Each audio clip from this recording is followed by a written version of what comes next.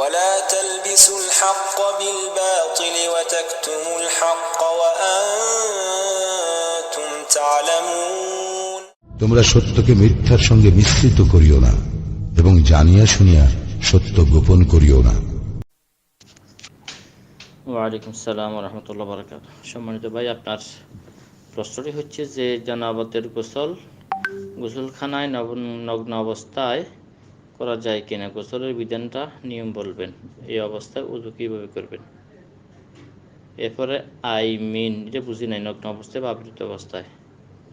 সর্বোপরি কথা হচ্ছে ভাই, ফরজ গোসল যদি হয় তাইলে গোসল করা আপনার উপর ফরজ, এবং গোসল করবেন আবদ্ধ জায়গাতে, যেখানে আপনার সতর বাইরে কোনো লোকে দেখবে না।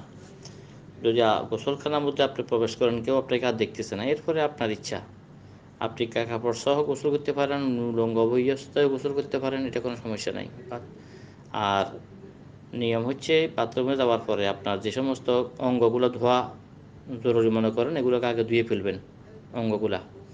পরবর্তীতে আপনি নামাজের মতো করে উযু করবেন, তারপরে আপনি ফাটা বাকি রেখে দিবেন।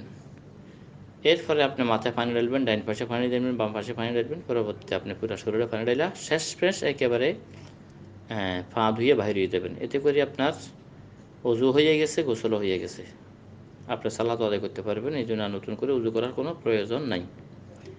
আশা করি বিষয়টা বুঝতে পারছেন। বাকি আল্লাহ আ'লাম বিসওয়াব। আসসালামু আলাইকুম ওয়া রাহমাতুল্লাহি ওয়া বারাকাতুহু। وقل جاء الحق وزهق الباطل إن الباطل كان زهوقا।